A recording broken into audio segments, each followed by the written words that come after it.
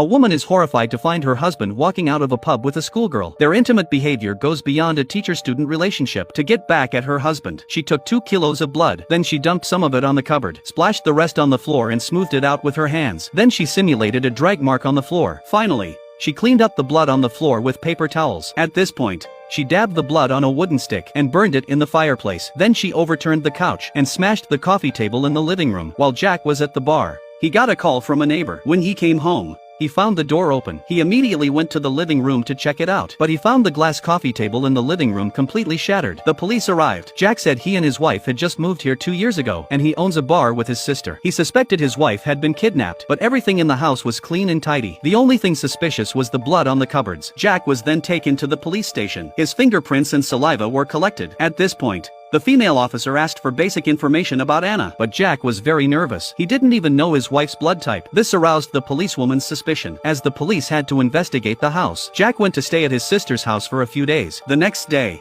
forensics made a discovery at the scene. The blood on the cupboards was splattered, and it was a little too high. Then the police found out the house and all the property of the two were in Anna's name. Anna also paid for their daily expenses. The pub that Jack and his sister ran was also funded by Anna. The policewoman found a letter marked with a clue in Anna's personal effects. The next day, Jack held a press conference with his in-laws. They hoped to use the media to find out more, but Jack seemed distracted the whole time, and he left during the conference. Then the policewoman approached Jack again. She showed him the letter she found yesterday, but Jack said it was a scavenger hunt that he and Anna used to play, and the policewoman thought it was a clue that Anna might have left behind. Following the letter's prompting, Jack arrived at his office, where he found a second envelope marked with a clue. The letter asks Jack to find a brown cabin, but then the policewoman found underwear. Jack was very nervous when he saw it. He hastily changed the subject by saying he didn't know where the brown cabin was. But at night, Jack sneaks into a deserted house. He found a third clue on a table. Just as Jack was about to check it out, the policewoman suddenly walked in. He hurriedly hid the envelope in his pocket. Obviously, he was trying to hide the clue. He said it was his father's old house and that he checked it every week. When they came out of the house, the lady officer asked if it was the brown cabin mentioned in the letter, but Jack denied it,